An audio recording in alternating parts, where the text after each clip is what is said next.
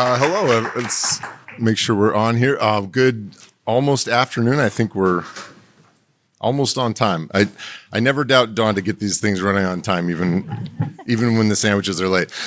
So while it looks like we're probably waiting for a few people to trickle back in, so maybe against my better judgment, I'm just going to share this, that, getting ready for this, since we are the after lunch panel, and if anyone's tired, I just wanted to mention one of my favorite Simpsons jokes, because every time I see drones in space, it reminds me of Homer Simpson when he painted a unicorn in space, and Marge looked at it and said, "Well, Homer, how's the unicorn going to breathe? There's no air in space." And Homer said, "Well, there's an air and space museum."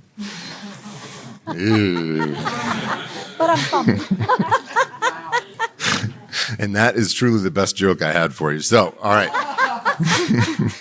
All right. So just as a brief overview, like Don said, my name is Zach. I'm an attorney in Denver, and I'm also on the board for Mountain West UAS, which is a 501c3 nonprofit operating in central Colorado that focuses on drone safety education. And so it's been a real privilege to work with them on that. And today, because as Don mentioned, the space connection in Colorado is huge. And I think with this industry, it's only the connection's only going to grow more and more strong as we go on. So that's what we're here to talk about today.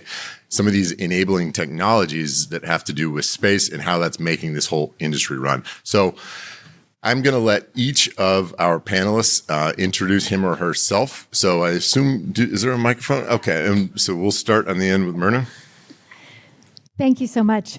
My name is Myrna James, and I'm the owner of a magazine called Apogeo Spatial. It's about satellite imagery of the Earth, remotely sensed data used to study the Earth. I've owned it for 21 years, so I've been working in the industry of data and primarily from satellites for this time. Hi, everybody. I'm Jennifer Richter. I am a partner at the law firm of Akin Gump in Washington, D.C. I lead the telecom media and technology practice there, which includes our advanced aviation practice. And I've been working in this space since Jeff Bezos came out on 60 Minutes with his drone delivery aspirations for Amazon. And we were representing them for other reasons and had the opportunity to start working with them. But my principal area of focus is really on the enabling systems for UAS and AAM. And now as we're moving into space, how are we communicating with all of these vehicles and objects? Sorry. Hi, everyone. My name is Michelle Hanlon. I'm a space lawyer. I teach space law and aviation law at Ole Miss. I'm the executive director of the Center for Air and Space Law there. I'm also the co-founder and president of an organization called For All Moonkind, which is the only organization in the world focused on protecting human heritage in outer space. It doesn't have a lot to do with drones yet, but I think using drones on the moon will be one of the best ways to see our Apollo heritage sites. Hi, my name is Jerry Hancock. I'm with Viasat. I spend a lot of my time in aviation, both in commercial aviation and working with a small team of people who are currently looking to take our commercial aviation solutions and turn that into viable solutions for the urban air mobility and AAM market spaces. All right. I think the first thing I'd like to do is just lay a general groundwork for everyone with what some of these enabling technologies are. And Dawn talked about a couple of them already, but Jerry, since you've got the microphone, will you talk to us a little bit about what SATCOMS means and how it's used in this world?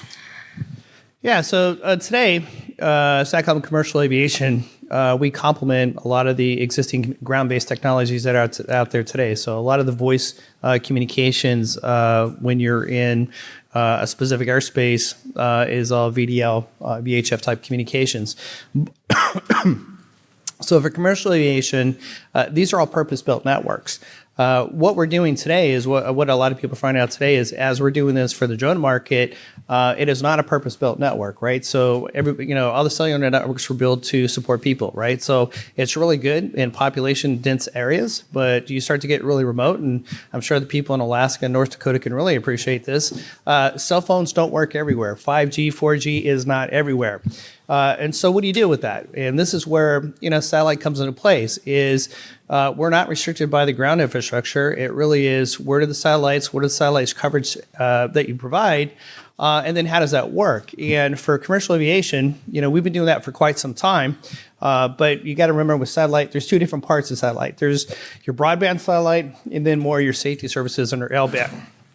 And a quick thing to make sure you understand the differences is L-band doesn't have the restrictions with weather, right? So the reason we use that in commercial aviation is L-band technology breaks through the weather. It allows you to talk from the ground to the air regardless of what the weather is. Whereas what a lot of people are used to is if you're in the back of the plane and you're trying to watch your Netflix or get text messages, that's more on a K-band, just broadband. It is dramatically impacted, right? So for those that live in Florida, especially in the afternoons when you get the thunderstorms, DirecTV goes out. Yeah, it's not that spectrum of satellite for what we do for commercial aviation. So we're trying to provide that always-on connectivity solution and how we merge that with the ground-based solutions. Yeah, and that's really going to be the key. And that's what commercial aviation does today. So just going down the line, Michelle, if I'm going to ask you to just briefly describe to everyone in the audience what we mean when we talk about PNT and with C3 as well. What do those terms mean in this world?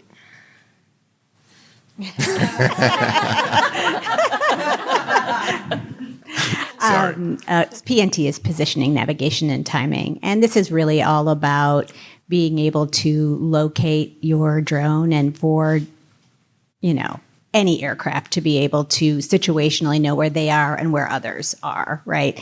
And C3, command and control communications. Maybe I'm going to back up a little bit. So spectrum is a way of communicating between two people or two objects without a wire, right? It's radio frequency that allows you to communicate. There's a much more complicated explanation than that having to do with the electromagnetic spectrum, and I'm not going to get into that.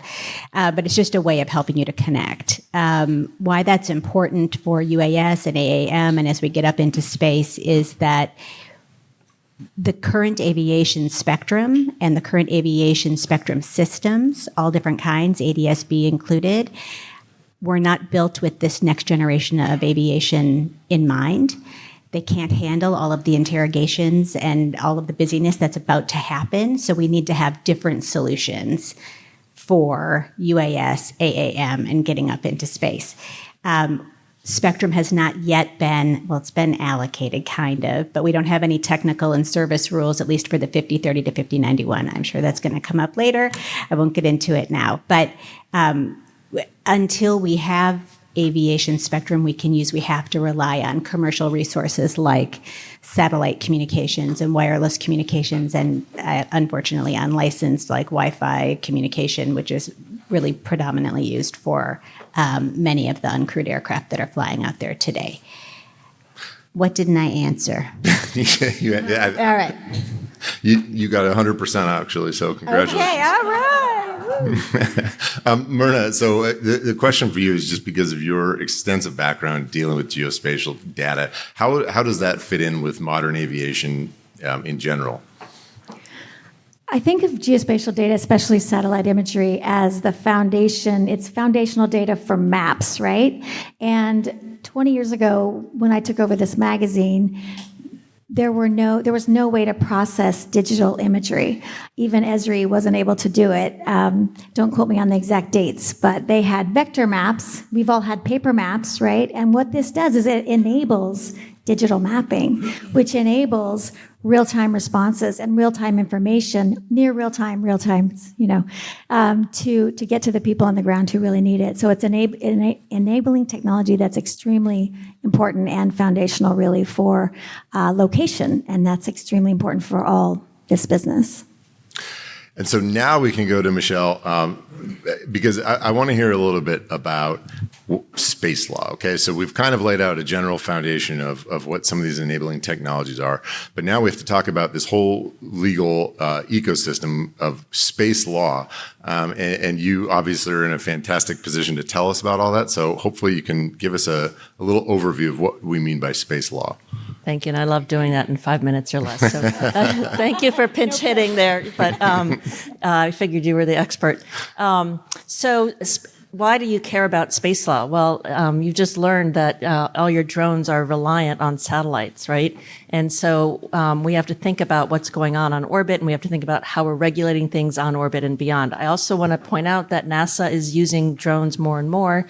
They have a drone on Mars. They're sending Firefly to Europa. Yes, exactly. Yay. And so I think this is also something that we need to get more involved in space as well. But so space is not lawless. It is not the wild, wild west. It's not, you can go up and do whatever you want.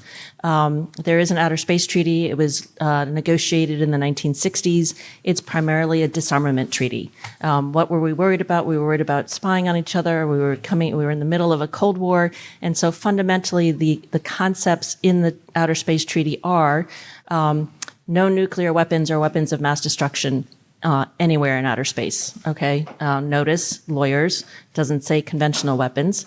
The other celestial bodies, the moon and all other celestial bodies, must be used exclusively for peaceful purposes. Again, lawyers, doesn't say space. So we do still have that sort of out there niggling. They couldn't agree to peaceful uses of outer space overall. And then we have a non-appropriation principle. You cannot claim territory in space by sovereignty, by use, or by any other means. And so when you think about a satellite on orbit, it's actually planted there, right? You feel like, well, that's kind of occupying something. But we have this tremendous organization called the International Telecommunications Union, which I'm sure you are going to regale us about, which has done a really good job of proportioning or rationing out both orbits and frequencies. And so on orbit, we don't really think about that so much.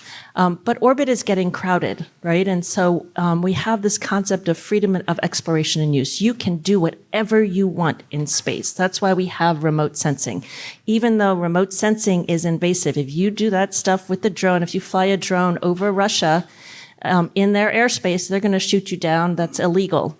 If you take that same technology and put it 100 kilometers higher, totally legal. So being in space, you literally is freedom of exploration and use. You can spy on each other. That's totally legal under international law. The only thing that puts a barrier on that is this concept of due regard. So we say you must conduct your activities in space with due regard for the activities of others. Okay, so what does that mean? Well, November 2021, ASAT test creates a whole cloud of debris. One of the biggest issues we have that faces our satellites that will affect your industry, the drone industry, is space debris. Space debris travels at an incredible speed. A piece of debris the size of a grain of sand, thank you. I flew in from Vienna last night. The size of a grain of sand has actually been known to cause cracks in the windshield of shuttle and on the cupola window of station. Debris going that fast can, destroy a satellite, destroy the solar panels, and completely shut it down. So what does that mean then, due regard? How are we going to protect our satellites at a time when we're seeing Starlink, Elon Musk saying we're going to put 40,000 satellites up, to China saying they're going to put 80,000 satellites up, Rwanda also filing an application for 80,000 satellites. All we have right now is due regard. And so, when you think about why does space law, why should I be worried about space law? Because we are entering a time when we actually now have to go back to the table and talk about what due regard means. And what's amazing is to be in the United States and know that your voice counts. When we think about some of our the U.S. adversaries like China, you live in China, you don't get to write to the FAA and say, I think this is the way it ought to be. But you have the opportunity to do that here. And that's going to be really important as we talk about frequencies and satellites and making sure the drone industry is supported the way it needs to be. Thank you. And if I could just ask one quick follow-up on that, talking about due regard, what is the enforcement mechanism, either in principle or in practice, of if a country doesn't seem to follow that? So, it's international law, name and shame and wag your finger, right? That's all we can do at this point. Okay, that's what I was afraid of. Jerry, I have a question for you, and you were on Don's podcast a few months ago talking about the issue of satellite standards and how it needs to be an international solution to some of this. Tell us a little bit about your view on how we are going to come, when we, meaning the Earthlings, to some broader principles that maybe have an enforcement mechanism, or even more generally, why is it so important? So if you look at aviation today, ICAO has aviation standards that are supposed to be adhered to globally, right? For this particular market space, that doesn't exist, right? It really comes down to, and actually you've heard today how different parts of the world are implementing the rules differently. So whether it's India, whether it's the US or Brazil, they've all got a different perspective on how they want to be able to implement this. In order for this to really be effective as a cohesive ecosystem, we've got to put some common standards in place that allow people to come up with effective communication solutions, effective ways to manage and operate these aircraft, to make it feasible across the world and make it a global type solution. Otherwise, what you end up with is how I build something for US is going to be different for Brazil, it's going to be different for Canada, and so on and so forth. The only way to make this effective globally is to really standardize on that. And I think something that you touched on because of your background with I believe you 15 years with the FAA. Yeah, a while back, yeah. Okay. Yeah. But I guess when you were in that world, you were working more on the manned aviation side. And how is this conversation different now that we're talking about drones? Actually, in some cases, it's not. I think what it is, it's a shift in where people are focused at. So I was talking to somebody, Myrna, actually, about some of this earlier, is, with manned aviation, you've got, obviously the pilots on the aircraft. So worst case scenario, if they lose communications, if they lose, some sort of navigation or whatever the case is, the pilot is on the aircraft and they're trained to trust their instruments and they're trained on how to do things. This is really not that much different, except the pilot's not on the aircraft. So now what we have to figure out is integrating technology where it makes sense, but still having that ability to trust our instruments and to trust what we've put in place, and then be able to say, hey, this is what we need to do and this is how we need to treat it, right? It's kind of shifting it. We still need some sort of pilot, or some sort of control over what's there, but we've got to, shift things a little bit on where that control is. It's not necessarily the aircraft, it may be on the ground, or maybe a combination thereof. And so that's a big cultural change for people. It's like, wait a minute, I'm used to having that direct control, over being able to push a button or to touch something. And here you're still going to have that. It's just not going to be on the aircraft itself. And so there's this, I think, a big culture shift that has to take place on how this is going to work. Okay. So we're going to dive in now to the question of spectrum and why all this matters as much. And I want to turn again to Jennifer for questions about this. And I also just wanted to mention that if anyone was at the conference last year in Denver, Jennifer was on a panel with me and she was wearing sneakers. And because I had arrived at the conference with two left shoes. And they weren't even the same color. They had been, a left and a right, even not the same color, or I don't know. I might have gone with it and just to see if anybody would notice. You can watch that video on my website. Yeah, it's available, folks. We'll get you the. I came here with two full sets of shoes this time. So I just wanted everyone to congratulate Jennifer on her business appropriate attire. Yeah. Okay, so. The spectrum question could obviously be a full day conference on its own, and you've already touched on the general ideas of what we're talking about.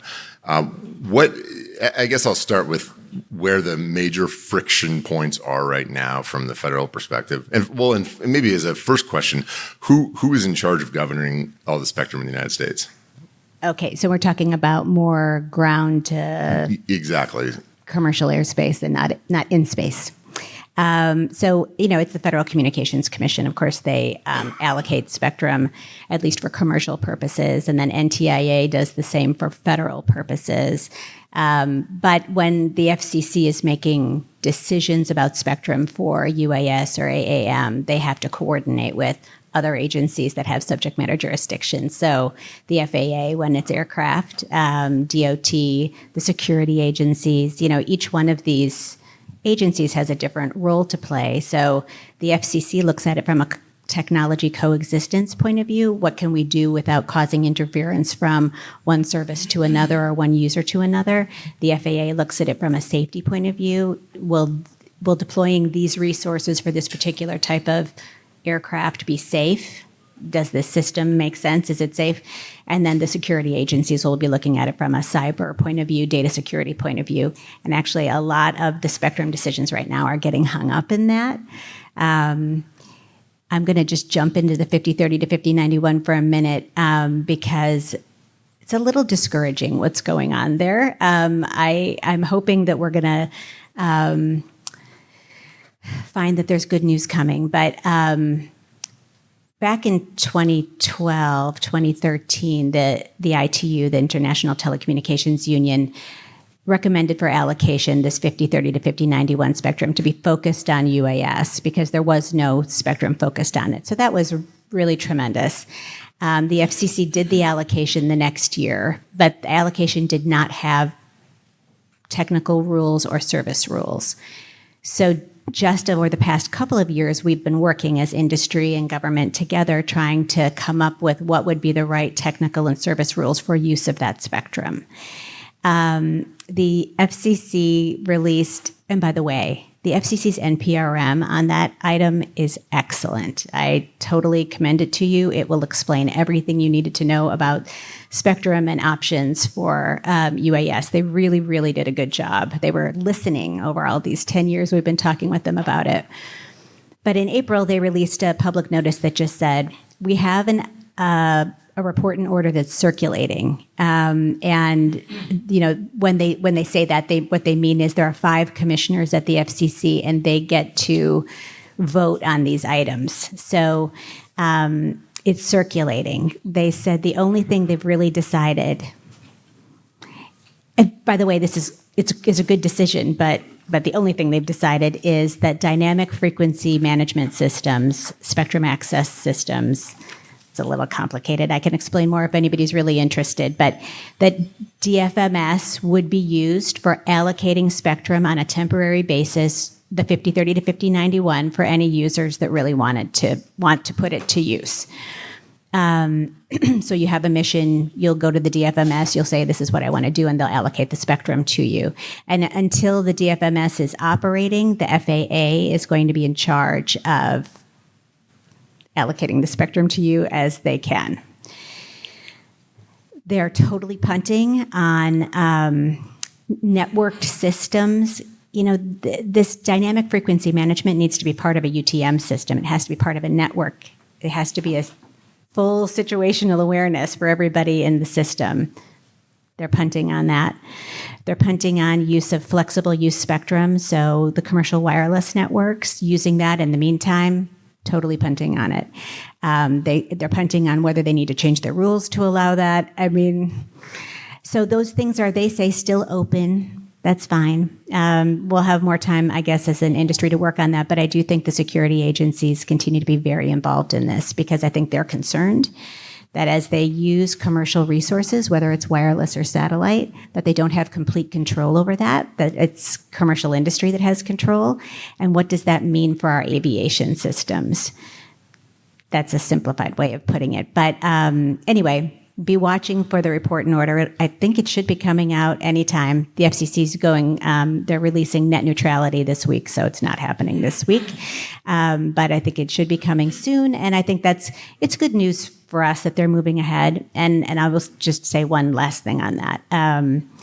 You know, had they moved ahead with technical and service rules 12 years ago when the allocation was made, it wouldn't have been very good. It wouldn't have been very useful to the rest of us, right? The industry has grown to the point now where I think real decisions can be made. So even though it's been a long time in the making, I think, you know, where they are is actually pretty useful to us, and there are still a lot of questions to be answered. And with when we talk about spectrum, and you mentioned that with the ground-based systems, the 5G, looking forward, we are now starting to hear about 6G. Yeah. When can you promise that will be here? I can't promise you anything on that.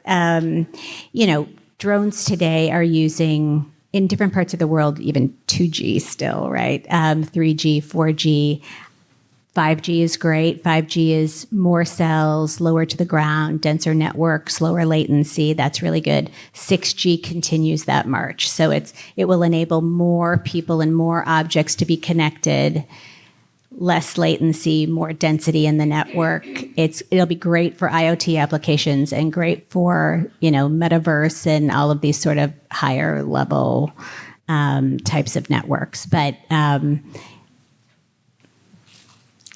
IEEE and 3GPP are really looking at the improvements that can be made by using 6G for UAS. That's a real thing. They're really working at it, and they think that some of the latency issues and the choice of tower issue can be solved with 6G. If you imagine that you're a drone and you're flying at, let's say it's 200, 300 feet, and you look down, which tower is the best tower for the drone to choose to communicate with? That's actually a real engineering problem.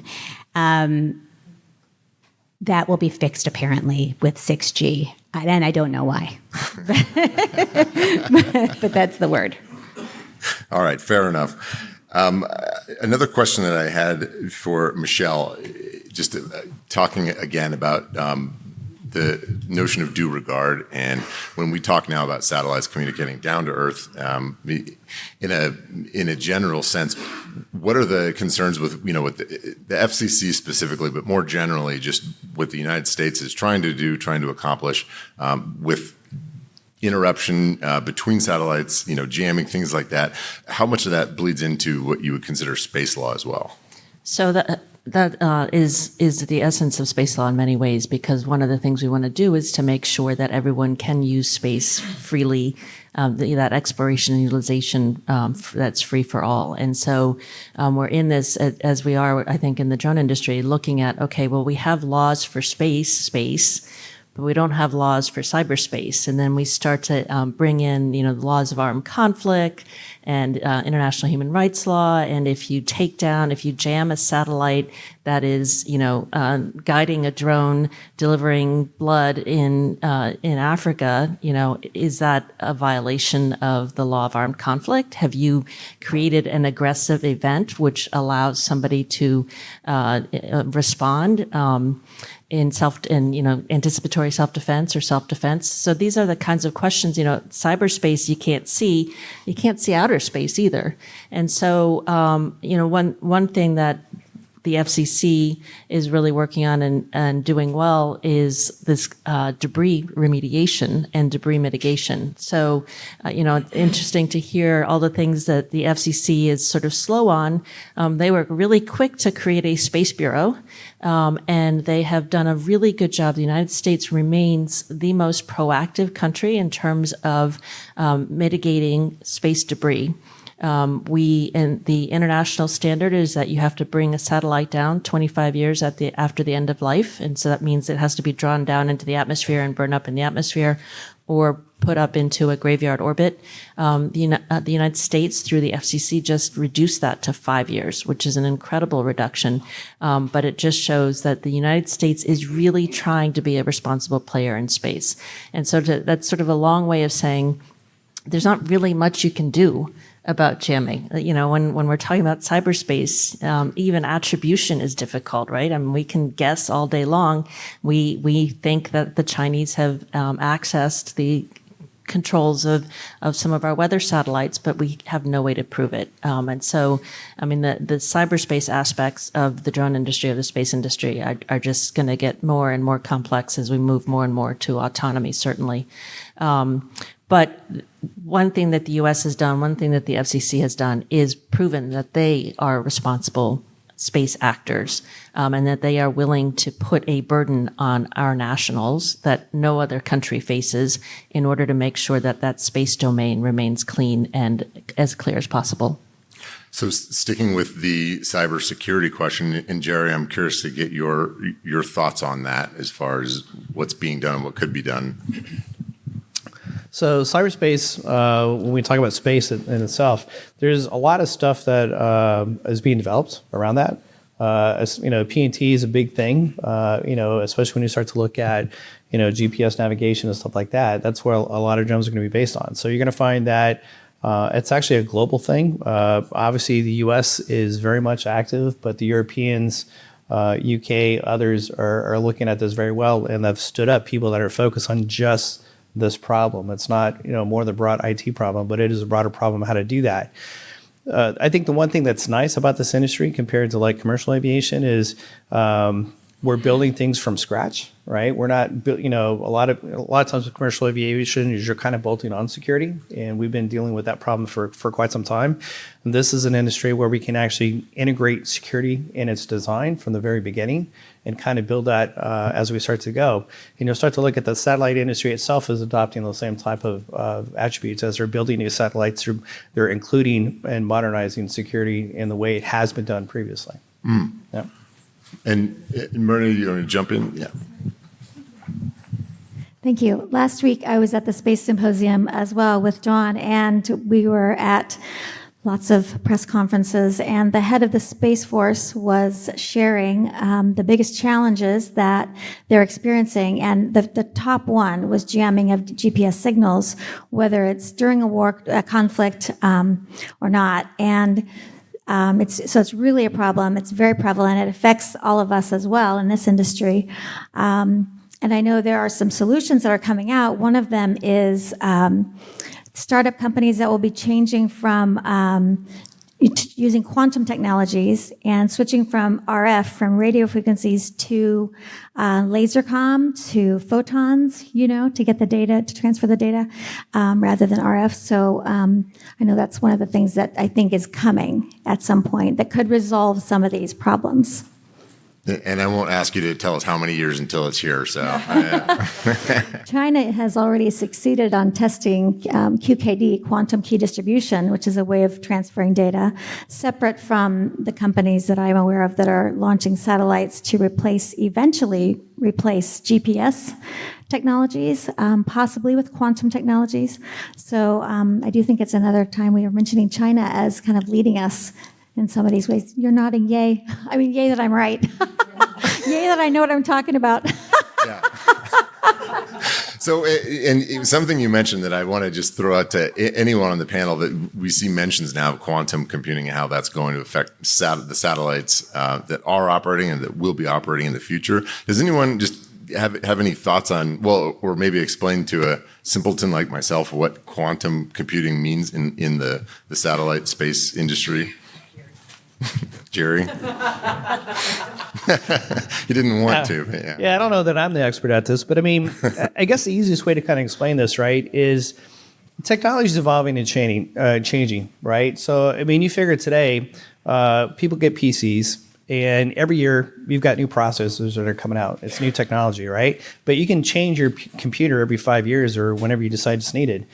Satellites have been up there for a while, right? And the life cycle on these satellites are 10, 15, 20 years, right? Depending on what you're doing. So I'm not the expert at quantum technology or what that really means, but what I can absolutely tell you for a fact is as people are building these satellites, they're putting in the most modernized things that they know that can stand the test of time and evolve it. So whether it's security, whether it's the processors that they have, we're all looking at it, right? Just like on the ground systems, how do we evolve 3G, 4G, 5G, and, eventually 6G whenever that pops up.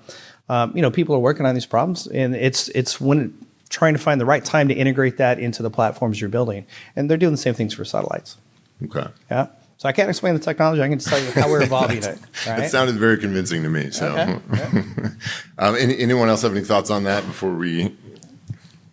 Maybe I'll just put in one quick word about jamming. So if anybody wants to sell you a jammer, or you think you might want to buy a jammer and you don't work for the federal government, don't do it.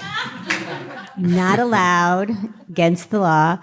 The FCC's been undertaking a number of investigations against different companies in the supply chain, those who are making it and selling it to civilians in the United States, which is against the law.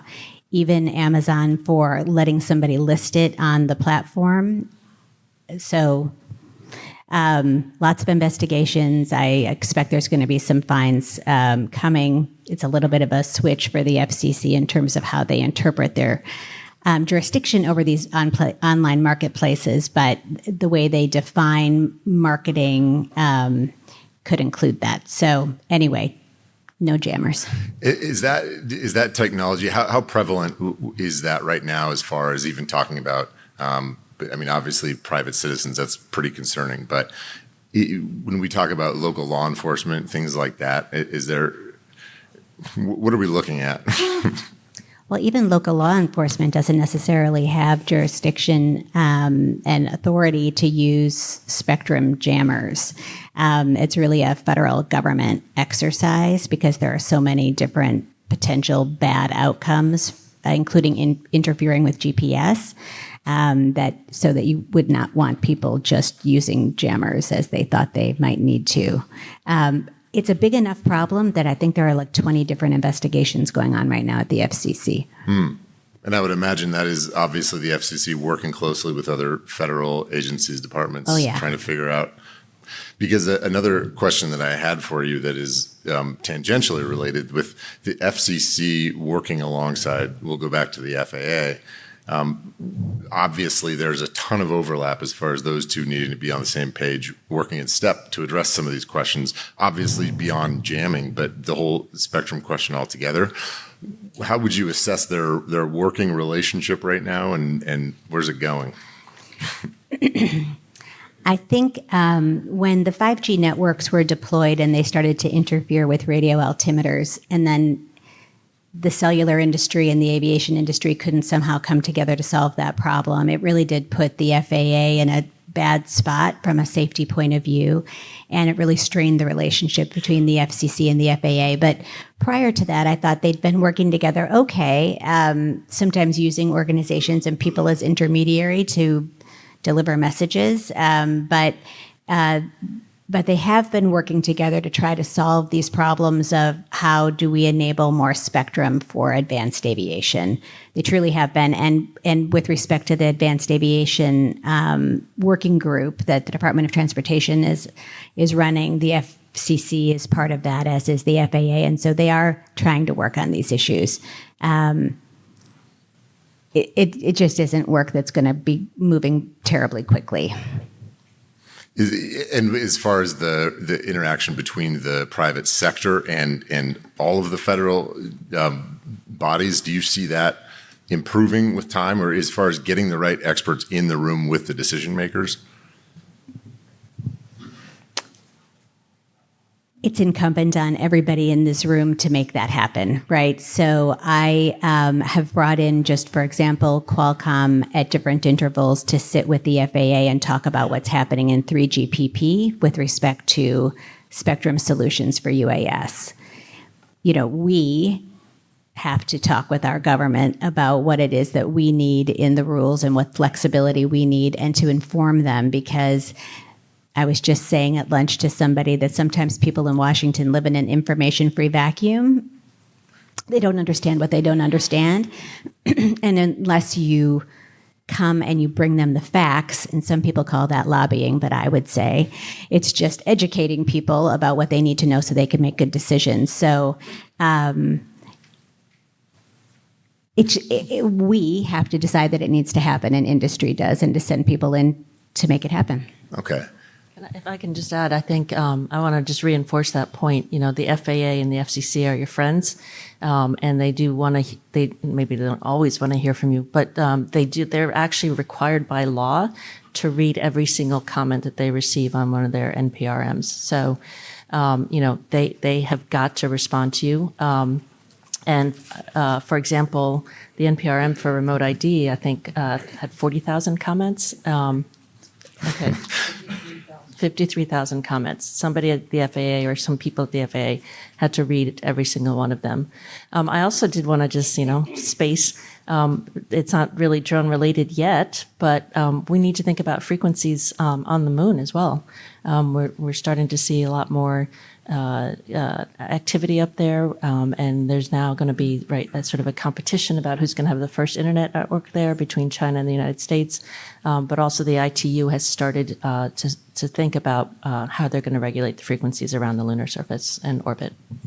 And does that, in your opinion, is that something that's going to be achievable as far as coming to some common understanding on that in the near future?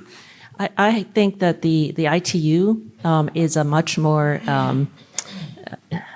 effective agency than the United Nations Committee on the Peaceful Use of Outer Space, where we're talking about things like resource utilization.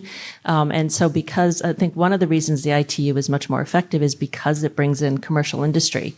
And so you're getting not just national delegates and diplomats, you're getting real people who are dealing with these issues every day talking. And so, yes, I do think that there's a good hope for that pretty soon. Okay. And since you have the microphone, something we were chatting about this morning with designing a curriculum for students, because I know we've got a lot of students in the audience, and that it's got to be a huge challenge from your perspective, as far as it almost feels like predicting the future when we're talking about drone technology, especially when we start bringing in concepts of what's happening in space with spectrum. How do you account for that from an academic perspective when you're looking at how to best prepare students for this world? So I like to tell people I don't teach the law. I teach people how to read the law and interpret the law, because I cannot possibly teach. I mean, space law is literally 5 treaties. I can hold all of space law in my hand. I put it up on one slide at the beginning of my classes. Same thing with drone law. We do have the more robust drone regulation now, and with remote ID, and so there's a lot to read, but there hasn't been case law yet, right? There's not a lot of interpretation yet, and so students have to interpret that. I like to say that I have the hardest job in academia because I can never use the same exact syllabus in any of my classes because everything changes. And then I always think, hey, I can have one of my class assignments be respond to this NPRM, but they're always on like off months. So I can't even do that. But it's really, it's learning, first of all, how to communicate with your regulators. It's learning how to give the regulators what they need to support your position, right? It's very different from, hey, this is what it should be. You have to explain it. You have to explain why, and you have to explain why it's legal, or why it is not a violation of law, or why the law is pushing you that way. And so in aviation law, drone law in particular, and space law, it's a really dynamic process, and it really intimidates my 2Ls, because your 1L year, your first year of law school, it's everything by the book, right? Case book, case, case. And then you get to my class, and I'm like, whoo! So it's a lot of fun, but very challenging. Well, in my experience, even all the case law, your 1L year, it means nothing until you're able to put it in some kind of practice and some kind of context anyway. Exactly. And since I think we have time, I'd be curious to hear from anyone else on the panel of just this idea, since talking to younger people in the audience, what advice you would give them as far as how to get into this industry, where to get into this industry, where this industry is headed from a growth perspective. Anyone have thoughts on that?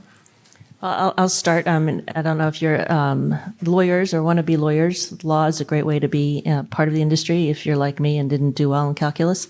But it's really dynamic. I think that the key is to be very flexible, and also to recognize, certainly with space, maybe not so much with the drone industry, that there are the skills you learn in other industries or in other legal fields are prerequisites for anything you do in drones. If you think about if you were to end up at a federal agency, any federal agency, and you learn the administrative process, that is a huge benefit for a small drone company that's looking for a lawyer, right? If you have that experience. So don't leave law school and think I need to be working in the drone industry. No, you could go work for the FCC or even Treasury or Department of Homeland Security and get that administrative experience. I think in both drone and space, we're going to see the federal regulation. We're going to see the government involved quite a bit. So any experience with the government is going to be helpful.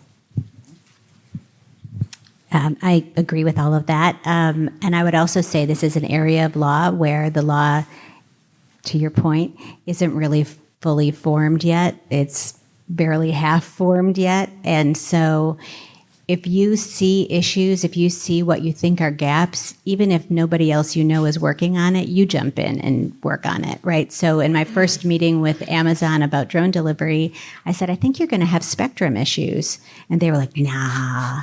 I said, no, you will. There isn't, you don't own spectrum. They're like, yeah, but we have an agreement with Verizon and T-Mobile to use their networks. I'm like, uh-huh. And your agreement with them says you can use their spectrum for terrestrial communications, and this is not terrestrial.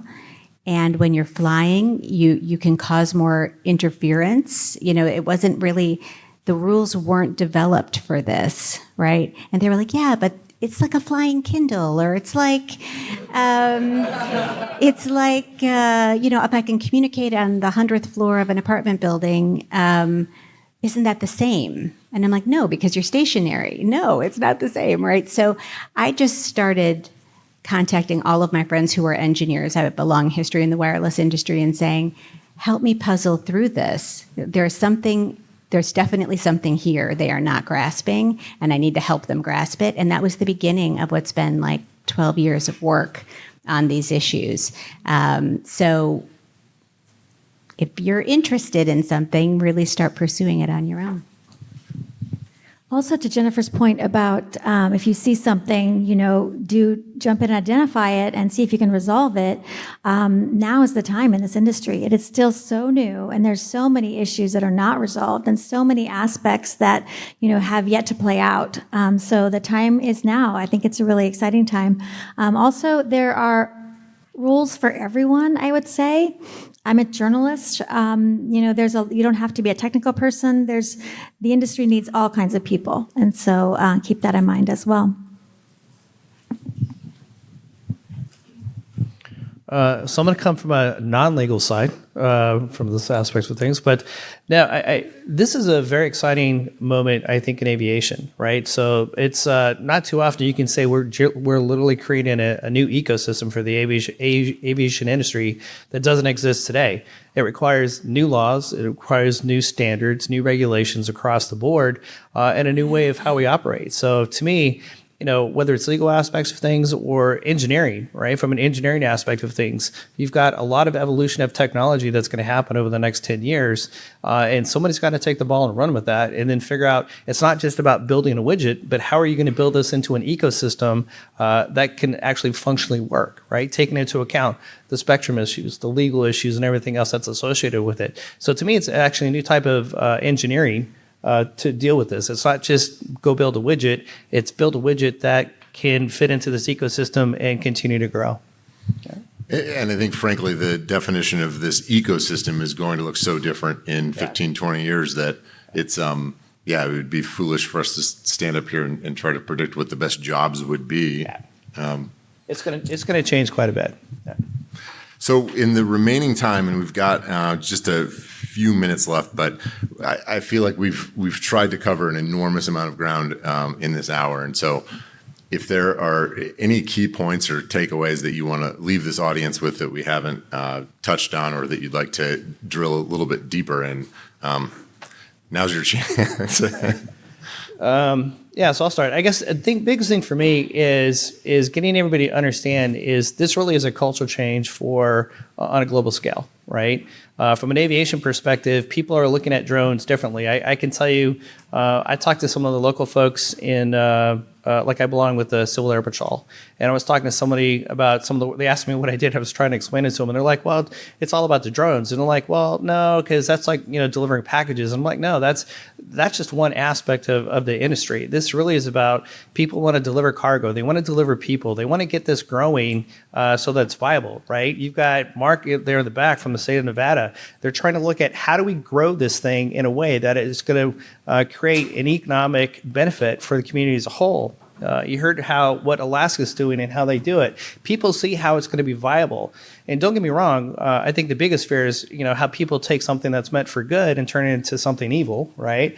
You're going to have that with anything. But I think for us, it's just trying to keep moving forward and do this in a positive way. Yeah.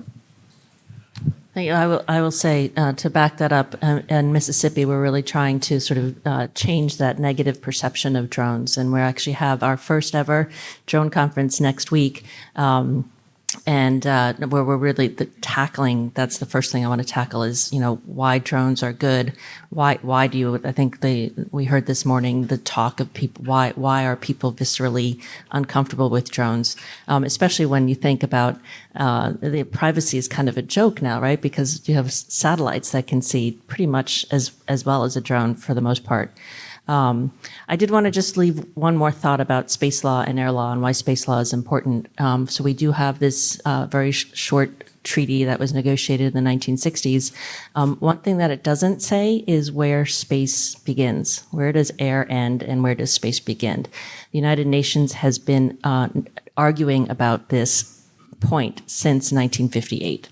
And so when we think about those high altitude drones and the capabilities that we have with those, we don't know at this point whether they will be regulated by air law or by space law. The ITU does have a few articles in their constitution that you might want to take a look at related to spectrum and space. So I think it's Article 22 and then Article 44 and Article 45. And they deal with different aspects of space communication. But they too have a lot of work to do. While there is spectrum that likely will work in space, it hasn't yet been allocated, right? So there is, just as there is a lot of work for us to do on the ground, there's a lot of work for us to do in space. Take a look for NASA's LunaNet project, really interesting. Take a look for DOT's complementary position, navigation, and timing work. And then also look for NASA's Space Traffic Management System patent. So PK from NASA has this patent that he's come up with for space traffic management, similar to UAS traffic management on the ground. These are all really important pieces of the puzzle, just starting to evolve, but I would definitely take a look for those.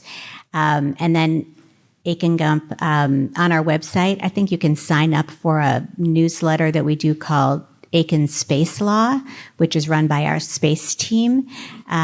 Really excellent. I was just reading the one that came out yesterday or today, and it was actually quite excellent. We also have one called Autonomous Akin, and it's just a way of trying to keep up on what's happening in industry. I'll speak for an organization called Secure World Foundation. Their mission is to keep space safe because of all the assets that are in space, all the satellites, everything that's up there that really is international in scope inherently, right? No matter what country owns it or what company owns it. I'd really love to see in the future more international cooperation around launching the satellites and how many we actually need. To avoid space debris, to avoid risk to all those assets. We use those satellites for every time you pay for your gas with a credit card, you're using a satellite connection. And those, people have no idea what would happen if we didn't have access to that. So that's my closing thought. Okay, well, we actually are finishing 2 minutes early somehow, but thank you so much to all four of you. I really appreciated this. Thank you.